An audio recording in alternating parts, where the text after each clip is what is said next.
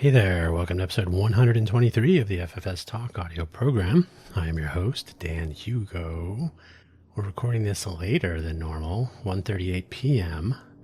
Pacific Daylight Time here in Greater Vegas on Thursday, April 2nd, 2026. Happy Liberation Day. Yay.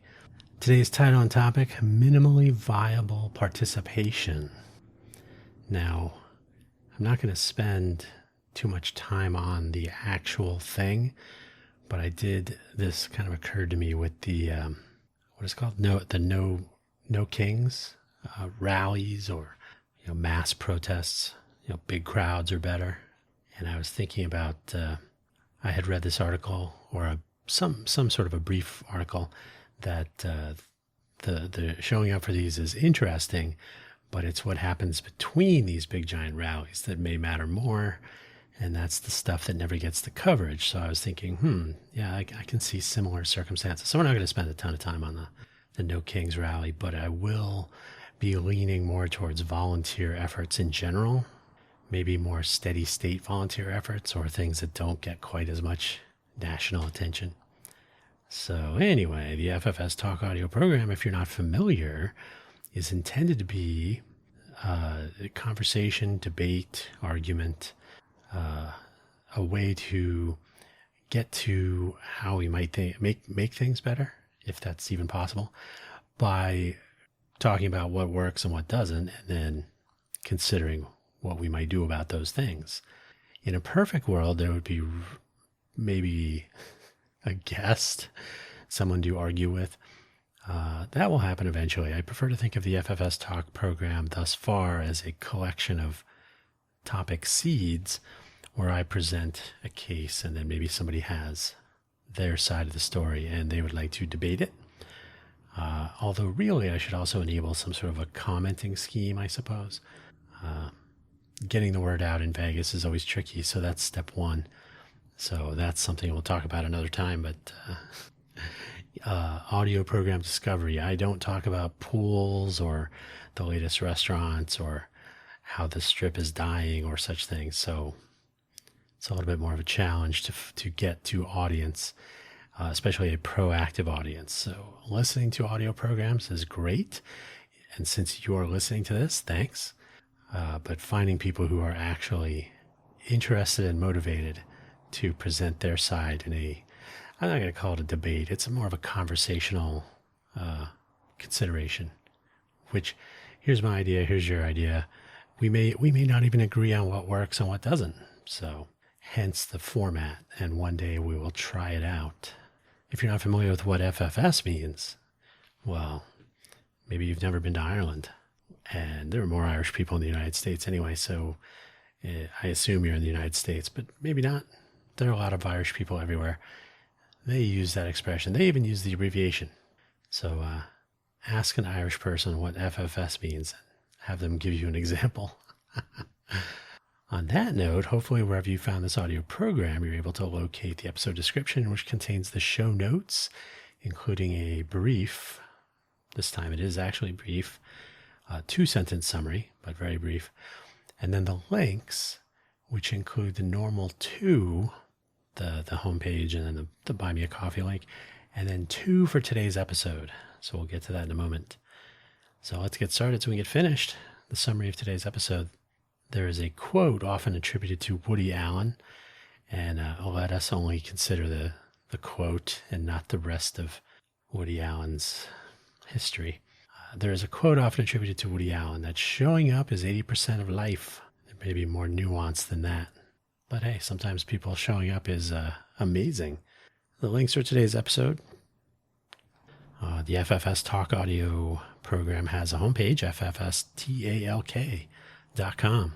Someday it will look nice, but I would like that to be found in all of my recent episodes, so that if ever I move away from Spotify or YouTube or whatever, the homepage will still be floating around. So finding the episodes, finding where to find the episodes, will always have that primary point of publication. So ffstalk.com, and it will look nicer someday. Maybe that's where people could sign up or render their views and opinions. Who knows? The profile page linking everything is my 5-year-old buymeacoffee.com/Dan Hugo profile page. It has links to all of my various audio programs, different projects. The links to the programs include the YouTube and the home pages and the Spotify for creators profile pages. Hopefully these audio programs are available in more places wherever you find your podcasts. That's how podcasts work. They could be coming from anywhere. The projects, there's some affiliate links for things that I actually use. And of course, you can buy me a coffee, though you are not required to in any way. You don't need to spend any money to visit that page. And do remember, the Buy Me an Update audio program is published first. It used to be published exclusively, hence the name. It's published first at buymeacoffee.com/danhugo/posts. It is a quick rundown, 5 minutes or less every Monday morning about the previous week's audio program topics and news and announcements upcoming. Same goes with Coffee Solo. Used to be published exclusively on ko-fi.com, ko-fi.com/danhugo/posts. But I find that podcasts really need to be found where podcasts are found. So both of those programs are published soon after their home on those respective platforms. They're published through Spotify to Apple, Amazon, Spotify, and YouTube, and RSS feeds, and so on and so on. So if you're looking for more Dan Hugo, there's plenty to be had. The showing up quote that I referred to from Woody Allen can be found at, I chose the quote investigator page. I looked this up a long time ago. Well, a couple years ago. That seems long at this point. I remember there may have been a slight, could have been success, could have been life. So often the quote is 80% of success is showing up, or something similar. Success. So showing up is 80% of life is one version. Showing up is 80% of success. Success is 80% showing up. Variations on that theme. And when I checked on that, there didn't seem to be like a 100% consensus on whether it was life or success. It kind of works for both. And, Woody Allen. The 3.5% rule. This is in the context of protests, probably. You can read the Wikipedia page for the details, but I've been hearing this a lot. We need to get 3.5% population turnout to begin to see an actual change motivated by turnout at public protests. There's all kinds of problems with that. It might be like a so-called rule of thumb. To believe that it's a magic precise percentage is kind of ridiculous. You also may run into Goodhart's law, where the metric becomes the goal. So it may be that, historically, something like 3.5% of the population can start swaying elections or start, affecting change through calm, peaceful civil disobedience, right? Blocking, or just being a crowd, right? Not perpetrating violence and whatnot, which probably has the opposite effect. But anyway, so if you say 3.5% seems to be the number, and then it becomes we got to get to 3.5%, then it's not really a good measurement anymore. That's Goodhart's law. So you can take that with a grain of salt. But the important part, which is relevant here, is that the 3.5% may or may not be the people who are visible. So, for example, if the population of the United States, I don't know if that's 3.5. You can read the Wikipedia page. I skimmed over it. I think it's the total population. So in the U.S., 330 million. 330 million is the kind of the go-to population count. It could be more by now. So 3%. So what is that? 900,000? Is that right? Say, let me see what the I'm pulling that population. U.S. population total as of April 2026. Hey, that's today. Total population is estimated to be approximately 342 million. Okay, it's not too bad. So 342 million.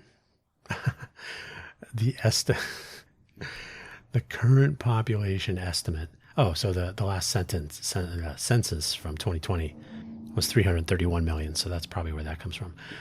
340. They put a tilde as in approximately. So when you approximate a number, 342 million. That's an approximation. And when I say they, it's the Google overview. So I'm just pulling this out of, could still be wrong. Approximately 342,409,452. That is not an approximation. That could be incorrect, but it is a precise number. So it might not be accurate, but it's precise. So anyway, 342 million. Did I do my math right? 0.0035 times 34 million. If I could type, that would be great.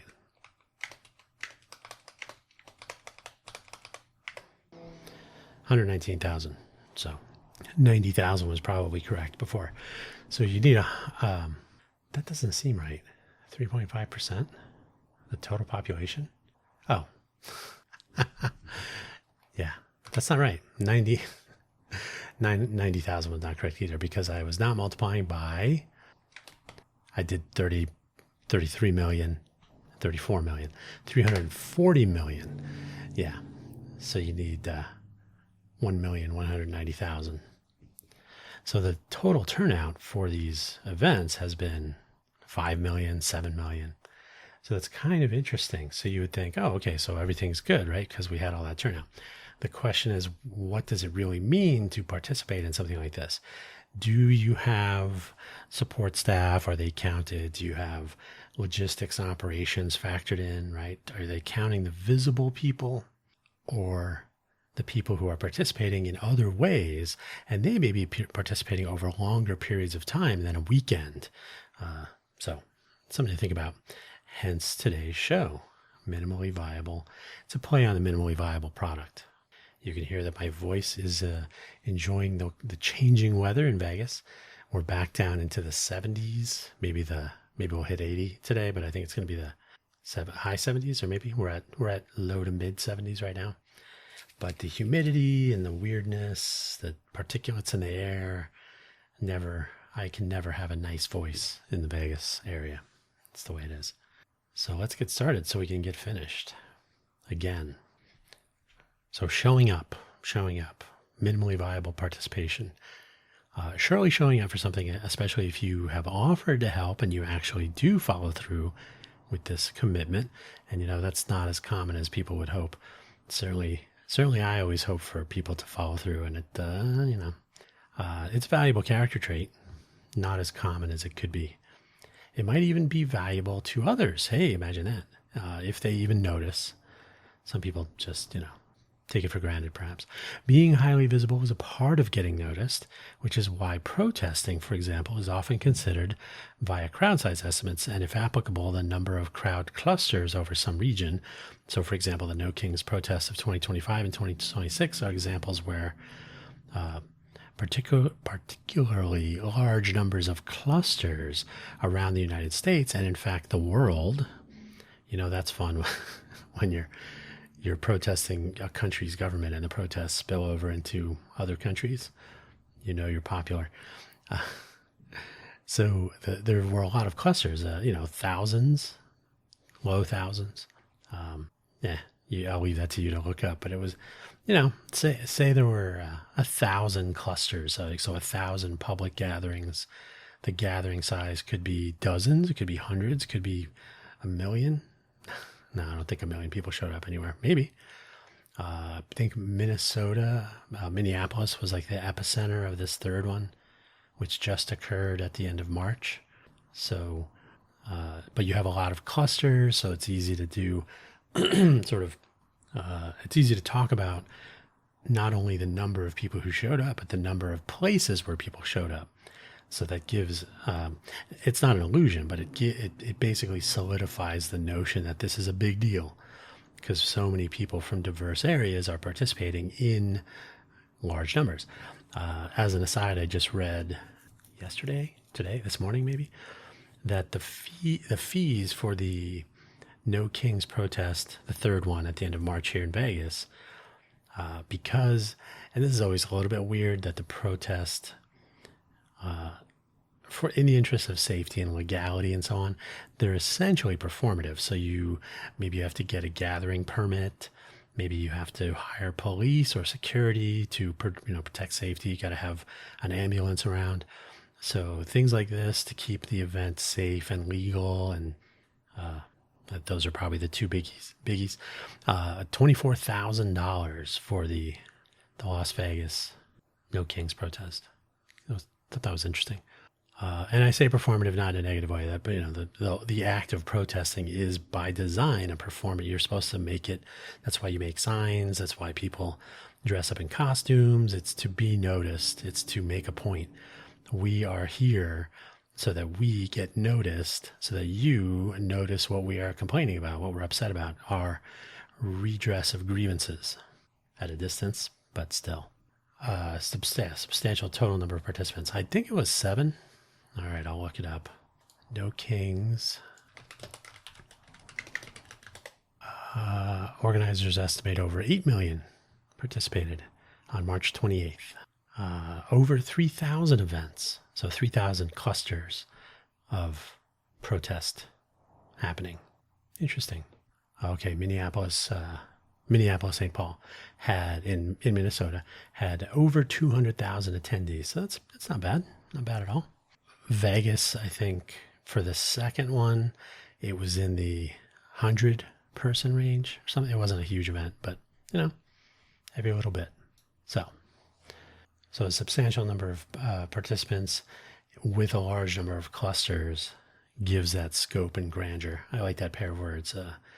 X-Files movie. I'll use it again. In the old days, in-person protest was basically the key, and this has been true through history. Before the U.S. was even around, protesting and crowds showing up for things, sometimes armed. Then maybe those don't go as well. However, sometimes you only need 300. However, in modern times, certainly since the 3.5% rule was proposed in 2013, that was probably, I'm not going to say probably, that is a correlation number. Like, oh, okay, so it's 3.5% seems to be a tipping point. It is not, again, the magic number. It's not causal. Okay, once we get it's not like petition signatures, right? That's an actual number. There's a cutoff number. When you reach it, the petition or the nomination or to get on a ballot, things like this, those are actual numbers. But correlating approximate participation size, crowd size, with some eventual outcome, sure. 3.5%, maybe. So 2013, you can read about it on that Wikipedia page to get you started. A political or social protest may actually be taking place where no one may be seen. Think about this, economic protests, where one might vote with the wallet, as they say, instead of voting with your feet, by not spending money on particular days, boycotting particular companies, and so on. These are also unseen. Nobody really sees you not buying things, right? That would be funny. I'm just going to walk into this store and wander around and ask a lot of questions, and then I'm going to leave. Just get 1 million people to do that. A denial of service attack in a retail establishment, that's actually possible. Except on balance sheets and maybe public numbers if the impact is substantial. Local businesses lost millions of dollars when the whole town was boycotted. Sometimes these are called a general strike with large scope. So if you have a lot of people doing it, you can literally strike, like don't go to work, but you can also have a strike where you don't buy things, don't participate in something, etc. Or maybe just a product or a company boycott. Those are probably a little bit, well, they can be large scale, but a general strike is a little bit more ominous. Nobody go to work today. Nobody ride the bus anywhere in the country today. That kind of stuff. But a boycott is just, I'm only going to ride the bus once a week or not at all. Or, those can be a little bit more squishy and maybe go longer. But a general strike is probably for like a short period of time to make a point again. These are more difficult to track, to get noticed, and perhaps as important, to assure potential participants that it actually is happening.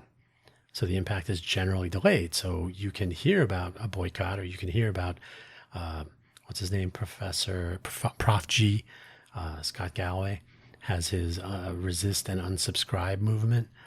Well, you're not going to see those numbers for weeks or months. And the initial, I think he started it in February. So, okay, we're getting a good response, but it's still going. So those effects would be cumulative, especially if people actually don't participate. And again, I have to emphasize, not everything is about protesting and trying to affect change through civil disobedience of some sort. We're just not going to spend any more money. We're not going to participate in, I don't know, tax filings, whatever it is. So those are interesting, and they're good examples because participation can sometimes be super easy. You just have to show up to a physical location. Maybe you have to sign up for the purposes of keeping track of participation numbers. I don't know how the No King signups are working, but yeah, protests are highly visible, and they by design they have to make the news. You have to get news coverage, but there are vastly more ways that you can examine minimally viable participation. So participation in something like an economic boycott or an economic strike of some sort is a little bit more involved because there's actually some pain. Like, all right, I'm not buying water anymore. Well, what are you going to drink? The water from my tap, which probably has lead in it. I don't. I think Vegas water is not too bad, but yeah. So the more pain is felt by the people participating in something, whether it's I got to spend a lot of time on this. Spending a couple of hours on a Saturday, was it Saturday 28th? I think it was Saturday. Saturday, yeah. So spending a couple of hours on a Saturday, yeah, okay, that's inconvenient. Organizing the event, probably a minor pain. Paying $24,000 to the city of Las Vegas, or I assume it was city of Las Vegas and not Clark County if they were on the Strip. $24,000. That's some pain, probably donations and whatnot. There are, I'm not going to buy water. Going to get thirsty. Not going to work. Okay, going to be painful paying bills. Ask a TSA person, they'll tell you. So there are different degrees, and then once you're doing that, you are in, right? That's a little bit more participation than showing up on a Saturday. And then there are volunteer efforts that are longer running, organizing events like fundraisers or other such things. If you're a volunteer, then it's a little bit more involved. So what's the minimal participation there, and how much pain is there? Oh, I'm contributing my time, and there's maybe some frustration over getting everything organized and so on. So it depends on a lot of things. And then when you recognize that was effective, right? Oh, that was time well spent. That might take weeks, years. You never know. Depends entirely. Another part of showing up in modern times is participation online. Now, this is not as simple as liking and sharing. That's not the kind of participation I'm talking about, although those might be useful and interesting on occasion, right? So if you get a lot, people will often report on big numbers when it comes to views and likes and so on. Oh, it was shared 400 million times. That's going to get attention. But technically, you can have robots, or you can have people who just don't care. You have people that say, oh, I would like to support this event. What's the absolute minimum I can do? I'll share the post about the upcoming event. I will like the pictures that they post on Instagram. Oh, there's a TikToker there at the event. I will view their TikTok posts, right? So those are pretty much the bare minimum that is still measurable, right? More about helping to organize, so operational and logistic participation is where I'm kind of thinking. Participation behind the scenes, which enables more people with less mobility perhaps to support an effort, as one example. And by the way, this introduction, before we get to what works, is focusing on protest action, like I said, but the events could also be about community elevation, neighbor support, right? Maybe somebody had a fire, so you're going to come in and try to help, recover things from the ashes, or there. And I had a house fire. People were supportive of their neighbor. That was me, in different ways. So that's something. Educational outreach, trying to maybe you volunteer at a science fair or something. There's a robot competition coming up of FIRST Robotics. I think it's on April 11th. So maybe you volunteer to be a judge, or maybe you just go and you support by being there and by enjoying the presentation of the robot competition, or just about anything that's not compensated, not a job in a workplace, or some effort of some kind along those lines. Could be anything. Could be a lot of things. So, and I will point out here, I don't know if I've mentioned it here on this channel too much, but I'm the managing director of the Innovate for Vegas Foundation, which is a Nevada nonprofit 501c3 public charity. So 100% volunteer. I volunteer my time. We have a whole podcast. I volunteer to do that, and I manage the production and publication and so on. Social media engagements, which are horrible. Nobody really cares about innovation in Nevada. And then, despite what you may hear, despite what they say. And then people who want to participate in our initiatives are also volunteers. But what I have found is that getting people to come back a second or third time, impossible. Third time, 100% impossible. So we exceed the boundaries of what impossible means to try to get somebody to come a third time, because they didn't come the second time, right? So what works? Different modes of participation. Oh, okay. So I didn't start reading this yet. So yeah, my view of volunteering as participation does include a minimally viable participation element because of the showing up problem. So in what works in modernity, there appears to be a greater understanding and even acceptance of different modes of participation. This is true in workplaces, thanks to the expansion of the work from home workforce that, basically got the big bump during the pandemic and the lockdowns. People moved to more suburban and rural areas, or kind of reassessed what they were doing and where they were doing it and how and so on. So the notion of working from home, working remotely, not nearly so, I'm working from home. Now it's like, so me too, right? So this flexibility is pretty, I'm not going to say universal, hence the RTO movement, return to office. But it can be true with clubs, volunteer efforts, and really any collaboration between two or more people, where some might be local all the time, sometimes, or not at all. Yeah, there you go. The advent of generally available conference calling with video or audio. So, back in the old days, you'd have to, okay, we need a conference call number. And if you didn't have a workplace, there were some services that charge money. I need to have a phone call with 10 people, with a phone, like an 800 number they can dial into and all that. Those things used to be a little bit more cumbersome to set up for the casual person. Now you trip over services that offer this. So that's pretty straightforward.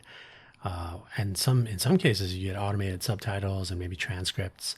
I think Google Meet does that. Surely there are others.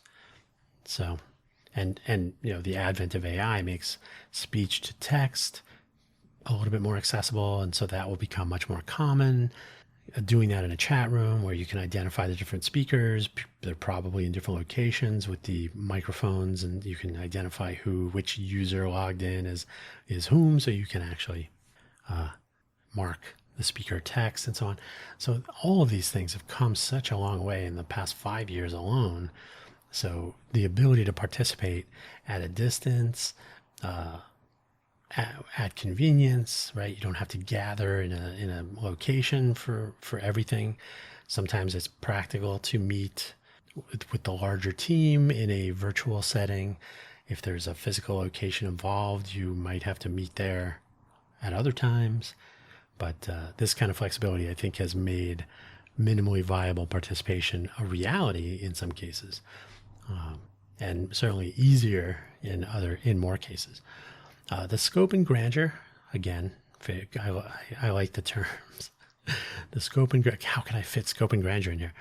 The scope and grandeur of some undertakings, especially as they grow in both scope and grandeur, can introduce many hidden layers of responsibility, tasks that must be done by someone, perhaps delegated to people with other responsibilities. So, we need somebody to stuff envelopes. Can you help with this? Like, well, I'm carrying something. I'm carrying a couch that we need to move for the.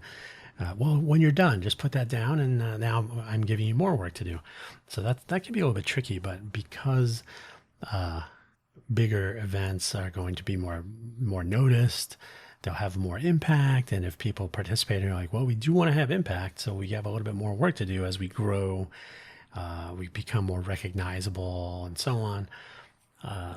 This is where the ability to invite people to tackle the subtle parts, the hidden parts, the parts that people don't really see, like stuffing envelopes. That's not going to change the world, except that it's an essential step in order to get the word out. So it is actually important, but not everybody recognizes that right up front. So as the effort grows, scope and grandeur, if more people understand that and what's necessary to accomplish and so on, then it's, oh, hey, we brought in someone to stuff those envelopes.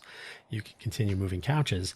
Everybody's happy, and we're going to get this done faster and easier, and we're going to make more of a difference. And then if everybody says, cool, then mission accomplished, right?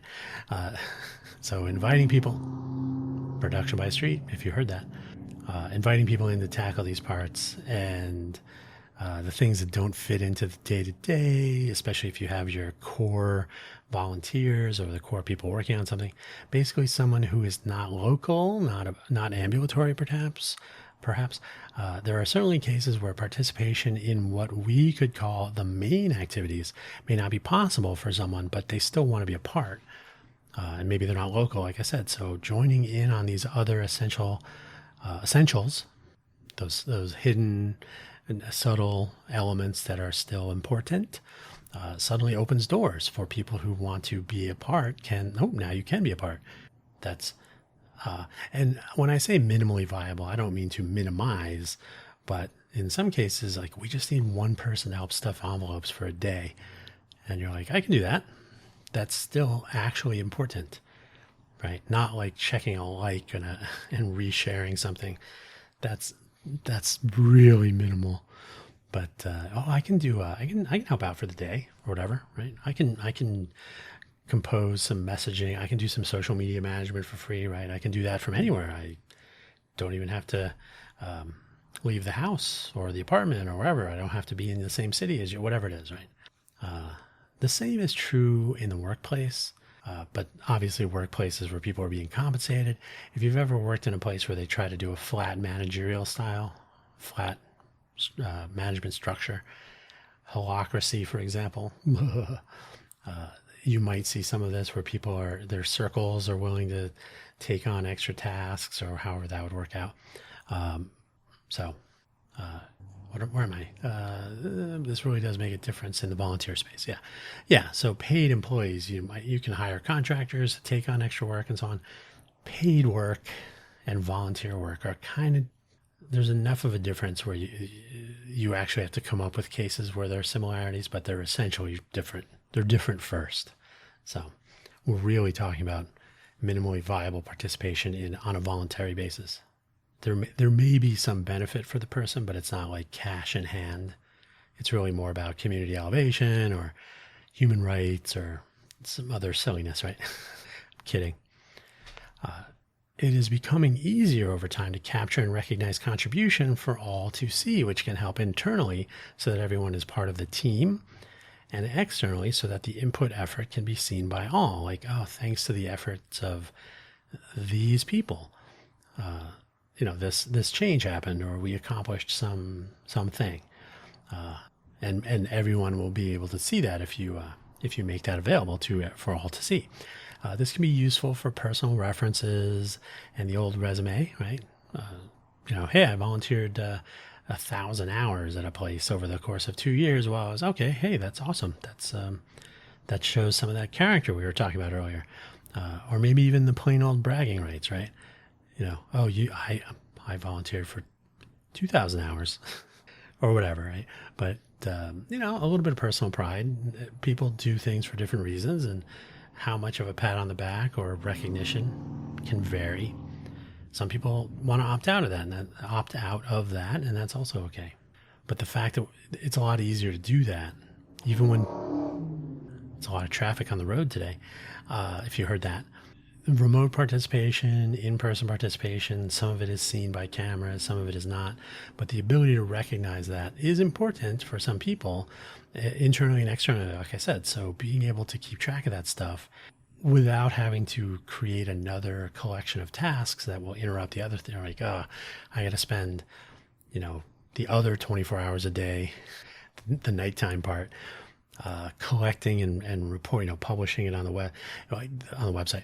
Even if you have to spend a little bit of time, the ability to keep track of these things and to publish them in useful ways is one of those things that should become easier over time, right? We use GitHub for the Innovate Vegas stuff, even if it's not software, right? If you're working on anything, if you keep track of this stuff in a GitHub infrastructure, maybe that will become Codeberg at some point. But Codeberg, not the Flow. What is it called? Flojo. There's an open source GitHub type thing that is a fork of Git. We don't have to talk about that here. So the take home is there are tools available to help keep track of volunteer time. That can be something that your employer might compensate or consider for some reason, a promotion or community engagement. Some attorneys, I think part of their ethical commitment to community is to offer pro bono services for community elevation and so on.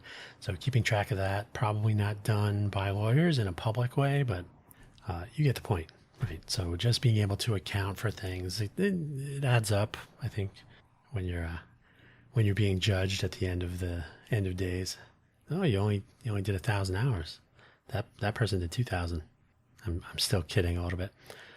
What may not work when it comes to minimally viable participation? Well, any collaboration as paid employees, entity partnerships, like between two companies or whatever, two clubs, two organizations, or even volunteer efforts, especially between individuals or entities, groups, nonprofits, etc., can suffer from communication and awareness gaps.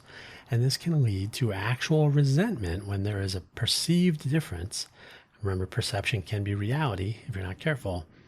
A perceived difference between the amount of effort added by one group, like, the people that are building the thing, we're out there in the heat and we're building the structure and whatnot, and you're sitting in the air-conditioned office sending out emails or stuffing envelopes. But they're all important. So when groups are comparing, or, hey, I'm doing more than you are, it's not fair, that kind of stuff. Or individuals can have an issue. Despite tools and methods that can make all of this transparent, you basically have to use them, and people have to understand that, and they can see. But at the same time, you can't, is it punching a clock? Not really. The old ways sometimes do linger, fairness, equity, time spent, what's in it for me, is there free food? Which means effort not seen is effort not recognized, and that can be a problem. We still see this in the management hierarchy to this day. For example, that's the return to office movement. I want to see, FaceTime, not the Apple product. I want to see that you are working. I don't want you to be home with a second job and going to the mall. Do people still go to the mall? I don't know. Actually factoring and identifying subtle needs that might be addressed by additional contributors in novel ways can lead to overtasking those who are contributing, which can be demoralizing and can even lead to burnout and departure, or perhaps slightly better, a reduction in the effective application of the effort.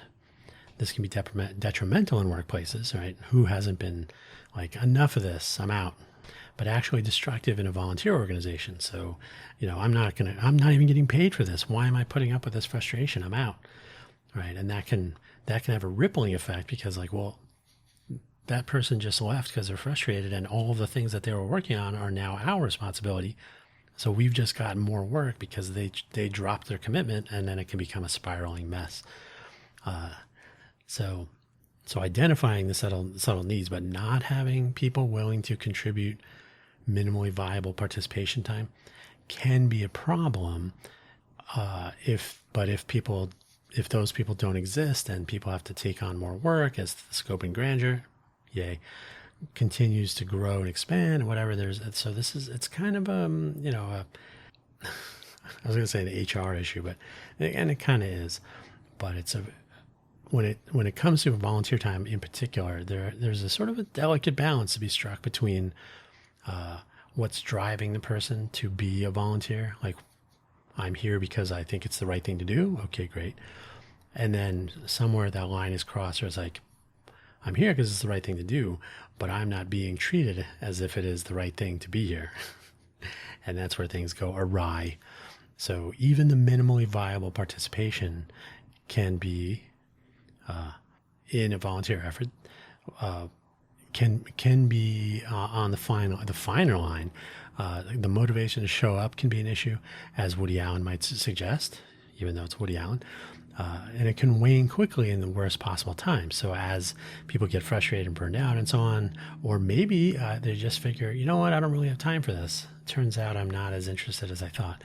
If we consider the previous 2 points as potential cause and add in personal ethos, like, I was hoping there'd be free food, but there isn't, so I'm out. Maybe showing up is not just a priority to begin with. Maybe it is for something other than personal value, right? Like, I want to volunteer, but I understand you're handing out free t-shirts, right? That kind of stuff. Minimal participation can really become an issue here, where the difference between minimal and zero can be a fairly thin line. No t-shirts? Okay, I'm out. And this can also lead to catastrophe. Catastrophe? Yeah. If underwhelmed, contributors find their way onto critical paths. In other words, like if you have a minimally viable participating person, they're doing, like, I can only spend 1 day a week. I can only do this kind of stuff because I can't lift heavy things, whatever it is, right? First of all, not diminishing that effort.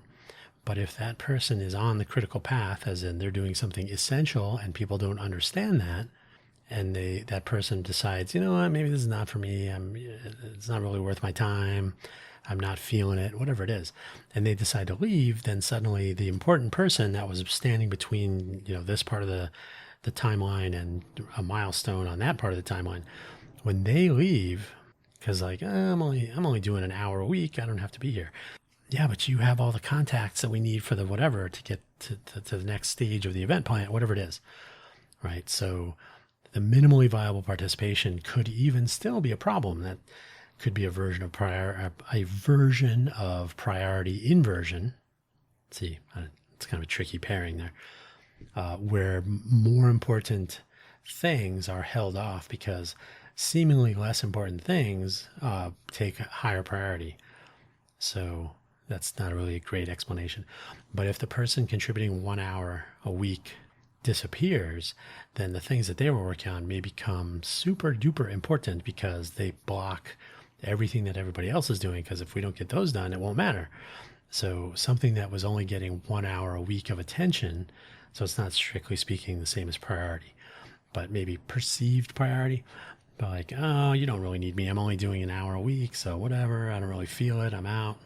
Yeah, but the email didn't get sent, and then the thing didn't get delivered, or the venue wasn't reserved, or whatever it is.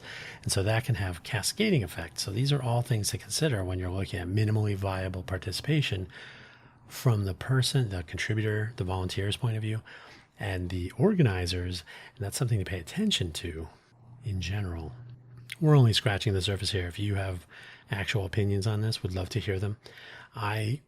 I have contended with this, and I've spent a lot of time thinking about what to do about it with our civic volunteer organization, because again, all volunteers, no compensation. The return on the investment of time, effort, and expertise would come later, if at all. So everybody kind of has to be bought in on that notion initially. And minimally viable participation might be just showing up for an online meetup once a month or once a week or whatever. And if you can't even get that, but if you do show up for that, does that person call themselves a contributor to something because they were present? And that's really what I'm talking about with minimally viable participation is, did you help to make a difference in some way? Or did you just show up? And again, I heard is there free food thing. That's not good. That's not good for morale.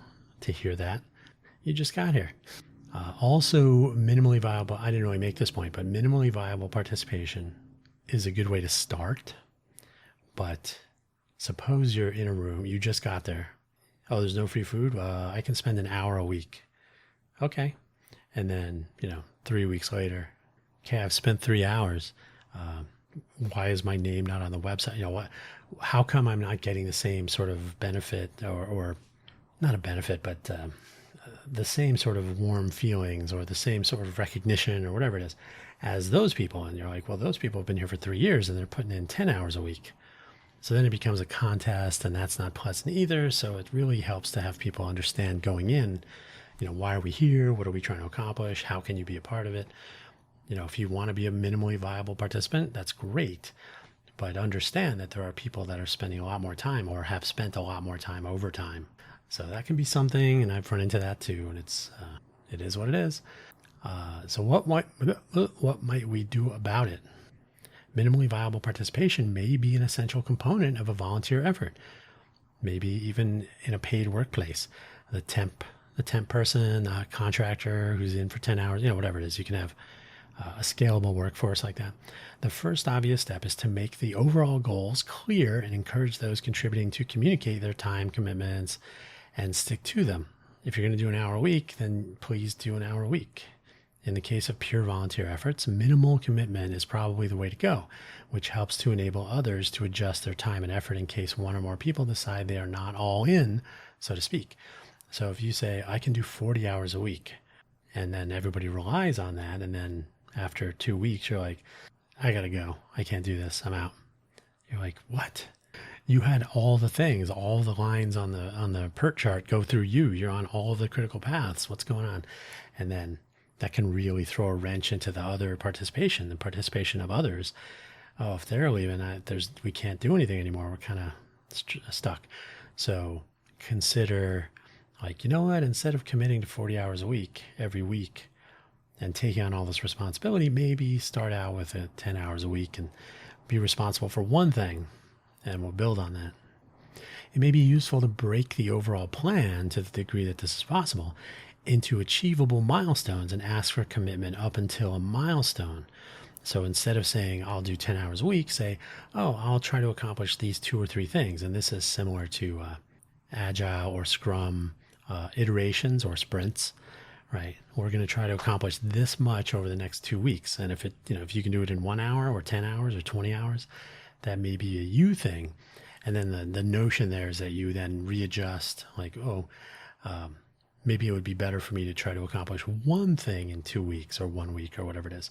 So, everybody hates on Agile, but some of this is very practical outside of the programming world. So it's worth looking at. We have our Agile for Volunteers thing, so that's where I'm coming from on that. So if you have tasks that lead to the milestone, and they can be taken on by those available rather than keeping individuals on a critical path, and you will hopefully avoid the catastrophic failure when people cannot meet a commitment, and especially if they have to leave outright. So, how are we coming on that one task? Oh, I was able to finish half of it. Okay, so we're late, quote unquote late. So that's going to have impact on other things. So maybe we can gang up on that one thing and help to catch up, whatever it is, right? So that makes the most of everybody's volunteer effort without critical path concerns or as much critical path concern. This is not easy to do in a paid workplace, but the dynamic nature of contributed volunteer time, effort, and expertise may make a task approach easier to manage than a contributor approach. And again, you would say, we need to accomplish this thing and that thing and that thing in the first iteration. And then in the second iteration, the things that depend on those things from the first iteration being done or at a certain point can then be worked on, right? So you order the things not in person time, but in task relations. And again, in volunteer, you can't treat volunteer time as though it were paid time, because people have lives, things happen. Hey, I'm getting tired. Hey, I have work responsibility. Hey, I have somebody's in the hospital. Hey, I got to go to a graduation. Whatever it is, sometimes volunteer effort goes down on the priority list, and that has to be accounted for. So if you do a task-based structure, then you don't have to address individuals and their time adjustments, commitment changes, right? Then you say, well, who can do this other task then? Because so-and-so had to leave for an urgent thing or whatever it was.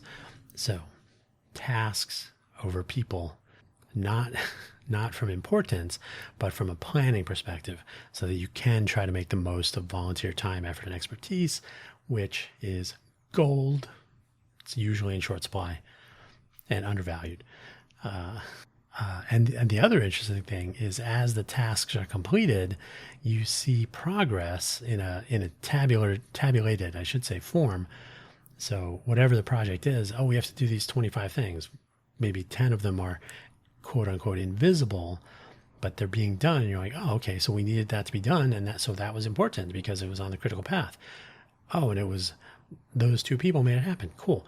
The work of those two people may otherwise have gone unnoticed to the casual observer, right? You might know, but to actually, instead of having their names listed and what they've done, you have the things that needed to be done and then who made those happen. So if you flip that around, it's a little bit easier to appreciate the effort that everybody's putting in, even if in some cases it's minimally viable participation. Still important, still valuable, viable even. Finally, last point. I honestly did not think this would go for an hour, but we're pretty close.